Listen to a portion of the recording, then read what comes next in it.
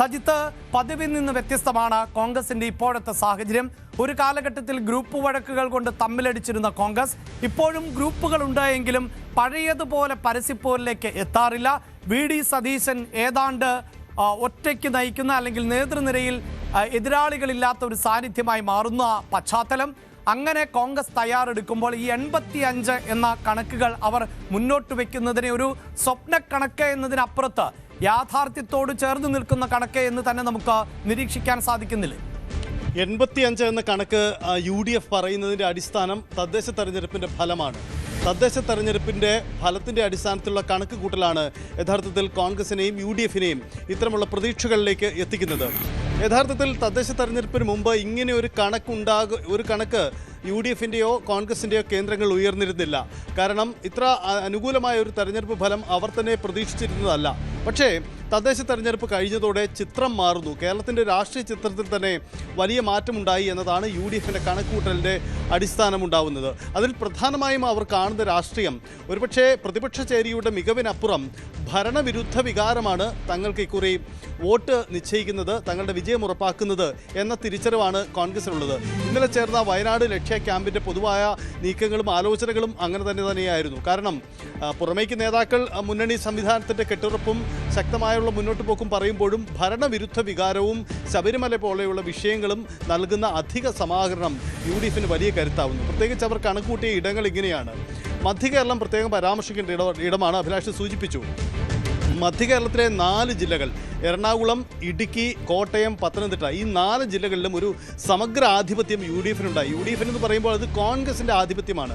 അവിടെയാണ് കേരള കോൺഗ്രസ് ഇല്ലാതെ നേടിയ ഒരു വിജയം എന്നതും കൂടിയാണ് കരുത്ത്. അപ്പോൾ പരമ്പരാഗതമായി UDFിന് മുൻകാലങ്ങളിൽ ലക്ഷ്യപ്പെടുക, അതായത് KM മാണിയും ഉമ്മൻചാണ്ടിയും ഒക്കെ സജീവമായി ഉണ്ടായിരുന്നപ്പോൾ, അങ്ങനെ ഒരു മുൻനിര നേതാക്കൾ ഉണ്ടായിരുന്നപ്പോൾ കിട്ടിയിരുന്ന ആ വോട്ട് സമാഹരണം ഇത്തവണ സംഭവിച്ചു എന്നതാണ്. അപ്പോൾ സംഭവിക്കുന്നത് ഒരു UDF അനുകൂലമായ സാഹചര്യമാണ്. ചില ഇടതുപക്ഷ ജില്ലകളിൽ ഇടതുപക്ഷത്തിന് നേട്ടം ഈ വരാൻ പോകുന്ന തെരഞ്ഞെടുപ്പിലും ഉണ്ടാകുമെന്ന് UDF തന്നെ കരുതുന്ന ജില്ലകളിൽ അട്ടിമറി ഉണ്ടായെങ്കിൽ ഒരുപക്ഷെ 100+, അതാണ് UDFിൻ്റെ കണക്കുകൂട്ടൽ. ഇപ്പോൾ എന്തായാലും 85 സീറ്റിലേക്ക് എത്തുന്നു എന്ന UDFിൻ്റെ കണക്കെടുക്കിൻ്റെ അടിസ്ഥാനം തദ്ദേശ തെരഞ്ഞെടുപ്പിലെ വോട്ടിംഗ് പാറ്റേൺ ആണ്. ആ അടിസ്ഥാനത്തിലുള്ള കണക്ക് തന്നെയാണ്. അത് സ്വാഭാവികമായും യാഥാർത്ഥ്യവുമായി പൊരുത്തപ്പെട്ടു പോകുന്നതുമാണ്. അവിടെ സജിത്ത്, ഈ തദ്ദേശ തെരഞ്ഞെടുപ്പിന്റെ കണക്ക് തന്നെ നോക്കുമ്പോൾ നമുക്കറിയാം വോട്ട് വിഹിതം പരിശോധിച്ചാൽ ഏതാണ്ട് ഇഞ്ചോടിഞ്ച് തന്നെ നിന്നു എന്നതാണ് മനസ്സിലാക്കാൻ സാധിക്കുന്നത്. അതേസമയം 80 സീറ്റുകളിൽ ഒരു മേൽക്കൈ UDFിനുണ്ട് എന്നത് വസ്തുതയാണ്. പക്ഷേ കേരളത്തിൻ്റെ ഒരു വോട്ട് പാറ്റേൺ ഉണ്ടല്ലോ സജിത്ത്, അതായത് തദ്ദേശ തെരഞ്ഞെടുപ്പിൽ എന്തായിരിക്കുമോ പാറ്റേൺ അതുമായി ഒരു ബന്ധവും ഉണ്ടാകാറില്ല ലോക്സഭാ തെരഞ്ഞെടുപ്പുമായി ഒരു ബന്ധവും ഉണ്ടാകാറില്ല നിയമസഭാ തെരഞ്ഞെടുപ്പ്. ഇപ്പോൾ കഴിഞ്ഞ നിയമസഭാ തെരഞ്ഞെടുപ്പിനെ അതിനു മുമ്പ് നടന്ന ലോക്സഭാ തെരഞ്ഞെടുപ്പുമായി താരതമ്യം ചെയ്യുക, അതിനുശേഷം നടന്ന തെരഞ്ഞെടുപ്പുമായൊക്കെ താരതമ്യം ചെയ്യുമ്പോൾ ഇത് നമുക്ക് വായിച്ചെടുക്കാനും പറ്റാറുണ്ട്. പക്ഷേ ഈ പതിവ് രീതി ഉണ്ടായിരുന്നു, ഇടത് വലത് മുന്നണികൾ മാറി മാറി ഭരിക്കുക എന്നുള്ളത്. അത് മാറുകയും തുടർച്ചയായി ഒരു മുന്നണിയെ അധികാരത്തിലേറ്റുന്ന ഒരു ശീലത്തിലേക്ക് മലയാളികൾ എത്തുകയും ചെയ്തൊരു പശ്ചാത്തലമുണ്ട്. അതൊരു വെല്ലുവിളിയായി കോൺഗ്രസ് ഇപ്പോഴും കാണുന്നുണ്ടോ?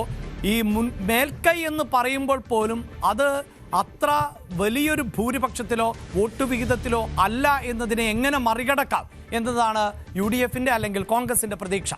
അഭിലാഷ്, അത് രസകരമാണ് ആ കണക്കെടുപ്പ്. കാരണം UDF ഈ യാഥാർത്ഥ്യബോധം തിരിച്ചറിയുന്നുണ്ട്, അല്ലെങ്കിൽ കോൺഗ്രസ് തിരിച്ചറിയുന്നുണ്ട് എന്ന് വേണം നമുക്ക് മനസ്സിലാക്കാൻ. നേതാക്കൾ പലരും നടത്തുന്ന ആശയവിനിമയത്തിലും ഇന്നലെ ഈ വയനാട് ചർച്ചകളിലും ഉയർന്ന ഒരു പൊതുവികാരവും അതിന് സൂചനയും അങ്ങനെയാണ്. കാരണം തദ്ദേശ തെരഞ്ഞെടുപ്പിൽ വിജയമുണ്ടായി എന്നത് നിയമസഭാ തെരഞ്ഞെടുപ്പിൽ അതേ രീതിയിൽ ആവർത്തിക്കണമെന്നില്ല എന്ന കണക്കെടുപ്പും വിലയിരുത്തലും UDFിൻ്റെ ഭാഗത്ത് കോൺഗ്രസിൻ്റെ ഭാഗത്ത് ഉണ്ടായിട്ടുണ്ട്. കാരണം 2 പാറ്റേൺ ആണ് എന്ന യാഥാർത്ഥ്യം അവർ കരുതുന്നുണ്ട്. പക്ഷേ അവർക്ക് പ്രതീക്ഷ നൽകുന്ന 2 പ്രധാനപ്പെട്ട ഘടകങ്ങളുണ്ട്. ഒന്ന്, ഒരു കേരളത്തിൻ്റെ പൊളിറ്റിക്സിൽ വലിയൊരു ഷിഫ്റ്റ് സംഭവിക്കുന്നുണ്ട്. ആ ഷിഫ്റ്റിൻ്റെ സൂചന കൃത്യമായും തദ്ദേശ തെരഞ്ഞെടുപ്പിൽ പ്രതിഫലിച്ചിട്ടുണ്ട്. അതുകൊണ്ട് അത് തങ്ങളെ നഷ്ടപ്പെടുത്തില്ല.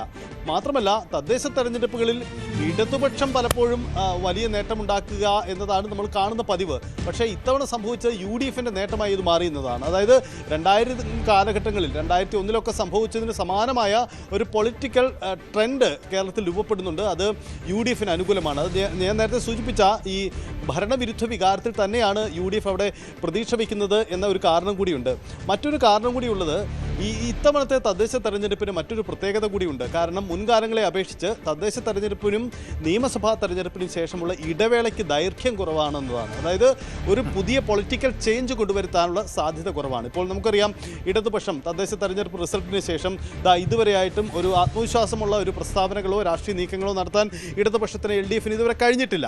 അപ്പോൾ ഈ ഒരു സാഹചര്യവും ഈ സാധ്യതയും സമയപരിമിതിയും ഒക്കെ UDFന്റെ സാധ്യത അതുതന്നെയാണ് അവർ കരുതുന്നതിന് കാരണം. തദ്ദേശം അതേപടി ആവർത്തിക്കില്ല എന്ന് കരുതുമ്പോഴും തദ്ദേശ തെരഞ്ഞെടുപ്പ് കേരളത്തിൻ്റെ പൊളിറ്റിക്കൽ ഷിഫ്റ്റ് സൂചിപ്പിച്ചത് തന്നെയാണെന്ന് UDF കരുതുന്നുണ്ട്. അവസാനമായി സജിത്ത്, ഈ വിവാദങ്ങൾ എപ്പോഴും തെരഞ്ഞെടുപ്പിനെ സ്വാധീനിക്കാറുണ്ട്, ബാധിക്കാറുണ്ട്. ഒരു പക്ഷേ അവസാന നിമിഷത്തിലെ വോട്ടുമാറ്റത്തിൽ പോലും അത് നിർണായകമാകാറുണ്ട്. അവിടെ ഇപ്പോൾ ഒരു മേൽക്കൈ തീർച്ചയായും UDFനുണ്ട്, പ്രത്യേകിച്ച് ശബരിമല സ്വർണ്ണക്കൊള്ളയുമായി ബന്ധപ്പെട്ട. പക്ഷേ അതേ വിവാദത്തെ തന്നെ തിരിച്ചു വയ്ക്കാനുള്ള ശ്രമം കൃത്യമായി LDFിൽ നിന്ന് നടക്കുന്നുണ്ട്. അതുകൊണ്ടാണല്ലോ അടൂർ പ്രകാശിനെയും സോണിയാഗാന്ധിയെയും ഒക്കെ ബന്ധപ്പെടുത്തിയുള്ള മറ്റൊരു ക്യാമ്പയിനിലേക്ക് ഇടതുപക്ഷം പോകുന്നത്. അതൊരു പക്ഷേ വരും ദിവസങ്ങളിൽ കൂടുതൽ സജീവമായേക്കാം. അതിനപ്പുറത്ത് പുനർജനി പോലെയുള്ള വിഷയങ്ങളിൽ VD സതീശനെ എതിരായ ആരോപണങ്ങൾ ശക്തിപ്പെടുത്താനുള്ള ശ്രമങ്ങൾ നടക്കുന്നു. അപ്പോൾ അങ്ങനെ ഒരു റിവേഴ്സ് ഉണ്ടാകുമെന്നത് ഉറപ്പാണല്ലോ. പ്രത്യേകിച്ച് ഇടതുമുന്നണി അവരുടെ യാത്രകൾ ഒക്കെ ആരംഭിക്കാൻ പോവുകയാണ്. അത്തരം തന്ത്രങ്ങൾക്ക് കൂടി ഇപ്പോഴത്തെ ഈ യോഗം രൂപം നൽകുന്നുണ്ടാകുമോ? എങ്ങനെ പ്രതിരോധം തീർക്കാം? അല്ലെങ്കിൽ ഈ തെരഞ്ഞെടുപ്പ്, അതായത് VD സതീശന്റെ ഭാഷയിൽ പറയുകയാണെങ്കിൽ തദ്ദേശ തെരഞ്ഞെടുപ്പിന്റെ അജണ്ട സെറ്റ് ചെയ്തത് ഞങ്ങളായിരുന്നു, അതനുസരിച്ച് തന്നെയാണ് വർക്ക് ചെയ്യപ്പെട്ടത് എന്ന് പറയുമ്പോൾ അതേ അജണ്ട സെറ്റിംഗ് നിയമസഭയിലേക്കും അവർക്ക് സാധ്യമാകുമെന്നൊരു ആത്മവിശ്വാസമാണോ ഇപ്പോഴുള്ളത്? അഭിലാഷ്, ഇതിൽ UDF ശബരിമല മാത്രമല്ല അവരുടെ ഒരു നിയമസഭാ ആയുധമായി കാണുന്നത്. ഒന്ന്, ഒരു കോമൺലി ഉണ്ടാവുന്ന ഒരു ഭരണവിരുദ്ധ വികാരം. രണ്ട്, ശബരിമല. ഈ രണ്ട് വിഷയങ്ങളും അവർക്ക് മുഖ്യ വിഷയം തന്നെയാണ്. ഒപ്പം തന്നെ കേരളത്തിൻ്റെ പൊതുവികാരം പ്രതിഫലിക്കേണ്ട ഒരു തെരഞ്ഞെടുപ്പാണ്. സംസ്ഥാനം വരുന്ന 5 വർഷം ആര് ഭരിക്കണമെന്ന് നിശ്ചയിക്കേണ്ട തെരഞ്ഞെടുപ്പാണ്. അപ്പോൾ സംസ്ഥാനത്തിൻ്റെ സമസ്ത മേഖലകളിലും കടന്നു പോകണം. ശബരിമല മാത്രം ഏറ്റെടുക്കുന്നത് അത് ഒരു പൊളിറ്റിക്കലി അത് ജനങ്ങളിൽ തെറ്റിദ്ധാരണ ഉണ്ടാക്കുമെന്നൊരു വിഷയം കൂടി ഉണ്ട്. തദ്ദേശത്തിൽ തെരഞ്ഞെടുപ്പ് ശബരിമല ഏറ്റെടുത്തതിനൊരു കാരണമുണ്ടായിരുന്നു. കാരണം തൊട്ട് മുമ്പിലുണ്ടായിരുന്ന ഒരു വിഷയം എന്നതായിരുന്നു അപ്പോൾ എടുത്തതിന് കാരണം. പക്ഷേ നിയമസഭയിലേക്ക് വരുമ്പോൾ പൊതുവായ കേരളത്തിൻ്റെ വികസന അജണ്ടകൾ ചർച്ച ചെയ്യേണ്ടി വരും. അവിടെയാണ് UDF ഇപ്പോൾ മലയോര യാത്രകളും തീരദേശ യാത്രകളും ഒക്കെ വീണ്ടും പ്ലാൻ ചെയ്യുന്നത്. കാരണം ഈ രണ്ട് വിഷയങ്ങളും വീണ്ടും ഉന്നയിക്കണം. ഒപ്പം കേരള യാത്രകളും ഒക്കെ അവർ സംഘടിപ്പിച്ചിട്ടുണ്ട്. അപ്പോൾ പൊതുവായി കേരളത്തിൻ്റെ വിഷയങ്ങൾ ഒരേ തരത്തിൽ ഉന്നയിക്കുക. ഭരണവിരുദ്ധ വികാരം എന്ന് പറയുന്നത് ഫണ്ട് യൂട്ടിലൈസേഷനിൽ പറ്റിയ പിഴവുകൾ, തദ്ദേശ സ്ഥാപനങ്ങളിൽ പറ്റിയ പിഴവുകൾ അടക്കമുള്ള വിഷയങ്ങൾ ചൂണ്ടിക്കാണിക്കപ്പെടും. സംസ്ഥാനത്ത് ഇടതുപക്ഷം ഒരുപക്ഷെ അവരുടെ ഭരണ നേട്ടമായി ഉയർത്തിക്കാട്ടാൻ കഴിയുന്ന വിഷയങ്ങളുടെ കൗണ്ടർ അറ്റാക്ക് മറുവശത്ത് നടത്തുക. ഇതാണ് UDFന്റെ സ്ട്രാറ്റജി. അതായത് ശബരിമലയും ഭരണവിരുദ്ധ വികാരവും തദ്ദേശ തെരഞ്ഞെടുപ്പിൻ്റെ വിജയവും മാത്രം ഉയർത്തിക്കാട്ടുകയല്ല, മറിച്ച് മറ്റ് വിഷയങ്ങളിലേക്ക് പോവുക എന്നൊരു യാഥാർത്ഥ്യബോധം UDF സ്വീകരിച്ചിട്ടുണ്ടെന്ന് വേണം ഈ വയനാട്ടിലെ ആലോചനകളും തീരുമാനങ്ങളിൽ നിന്ന് നമുക്ക് മനസ്സിലാക്കാൻ. വരും ദിവസങ്ങളിൽ അതിൻ്റെ പ്രഖ്യാപനത്തിലേക്ക് അവിടെ ഒരു പക്ഷേ ഈ ന്യൂനപക്ഷ വോട്ടുകൾ ഇത്തവണ തദ്ദേശ തെരഞ്ഞെടുപ്പിൽ ഏകീകരിക്കപ്പെട്ടു എന്നും അത് തങ്ങളുടെ പോക്കറ്റിലേക്ക് എത്തിയെന്നുമാണല്ലോ കണക്കുകൂട്ടുക. ഇതാ ഈ മലപ്പുറത്തിൻ്റെയൊക്കെ ഡേറ്റ നോക്കുമ്പോൾ നമുക്ക് സജിത്ത് അവിടെ തൂത്തുവാരാൻ പറ്റും എന്നൊരു പ്രതീക്ഷയിലേക്ക് പോകുന്നുണ്ട്. അതുമാത്രവുമല്ല, മുസ്ലിം വോട്ടുകൾ കൂടുതലായുള്ള മേഖലകളിലൊക്കെ തങ്ങൾക്കായിരിക്കും ഇത്തവണ അനുകൂലമാവുക. ഒരുപക്ഷെ കഴിഞ്ഞ തെരഞ്ഞെടുപ്പുകളുമായി താരതമ്യം ചെയ്യുമ്പോൾ ന്യൂനപക്ഷം ഇടതുപക്ഷത്തോട് ചേർന്ന് നിന്നുവെങ്കിൽ അതിനുള്ള ഒരു സാധ്യതയുമില്ല. അങ്ങനെ ആ വിഷയം കൂടിയൊക്കെ ഉയർത്തി കാണിക്കും എന്ന് വേണമോ നമുക്ക് പ്രതീക്ഷിക്കാം? UDFന് ഇതിൽ പ്രതീക്ഷ നൽകുന്ന ഒരു കാര്യം, ഇടതുപക്ഷം അവർ എപ്പോഴും സോഷ്യൽ എഞ്ചിനീയറിംഗ് എന്ന് പേരിട്ട് വിളിക്കുന്ന ആ ഇടതുപക്ഷത്തിൻ്റെ ആ നീക്കം ഇത്തവണ പൊളിഞ്ഞു എന്നതാണ്. കഴിഞ്ഞ 2 തെരഞ്ഞെടുപ്പുകളിൽ ഇടതുപക്ഷം അത് ഫലപ്രദമായി ഉപയോഗിച്ചതാണ്. അല്ലെങ്കിൽ പിണറായി വിജയൻ്റെ ആ രാഷ്ട്രീയ തന്ത്രം വിജയിച്ചു എന്ന് പ്രതിപക്ഷം പോലും അംഗീകരിച്ചതാണ്. പക്ഷേ ഈ തദ്ദേശ തെരഞ്ഞെടുപ്പിലും സമീപകാല രാഷ്ട്രീയത്തിലും ഇവരുടെ പൊളിറ്റിക്കൽ എഞ്ചിനീയറിംഗിൽ വലിയ ഷിഫ്റ്റ് ഉണ്ടായിട്ടുണ്ട്. കഴിഞ്ഞ പാർലമെൻറ്റ് തെരഞ്ഞെടുപ്പ് മുതൽ അത് പ്രകടമാണ്. അതിനുശേഷം അത് ഫലപ്രദമായി മുന്നോട്ട് കൊണ്ടുപോകാൻ കഴിഞ്ഞിട്ടില്ല. അതേസമയം UDFനാവട്ടെ ഈ പൊളിറ്റിക്കൽ എഞ്ചിനീയറിംഗ് അവർ നടത്തിയിട്ടില്ലെങ്കിൽ കൂടിയും പൊളിറ്റിക്കൽ സാഹചര്യം ഒപ്പം സാമൂഹിക ഇക്വേഷൻസ് ഒക്കെ UDFന് അനുകൂലമായി സ്വയം രൂപപ്പെട്ടു. ഇതാണ് UDFന് പ്രതീക്ഷ നൽകുന്ന ഒരു കാര്യം. മലപ്പുറം ജില്ലയിലെ കണക്കിൽ കൃത്യമായ യാഥാർത്ഥ്യമുണ്ട്. കാരണം പൊതുവിൽ നമുക്കറിയാം, മലപ്പുറം മുസ്ലിം ലീഗിൻ്റെ ചിറകിലേറി എപ്പോഴും UDF വിജയിക്കുന്ന ഇടമാണ്.